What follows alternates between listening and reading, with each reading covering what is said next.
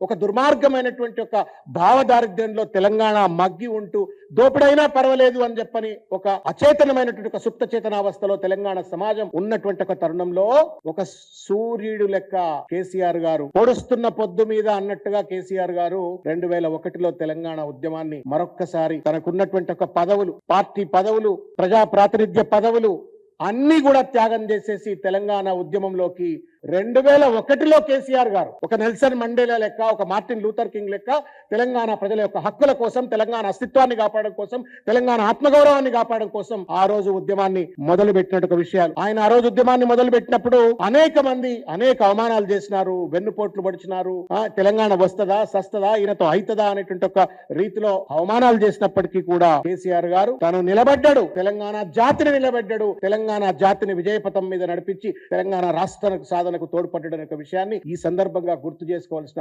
చారిత్రాత్మకమైన అవసరం అని చెప్పని ఈ సందర్భంగా నేను తెలియజేస్తా ఉన్నాను.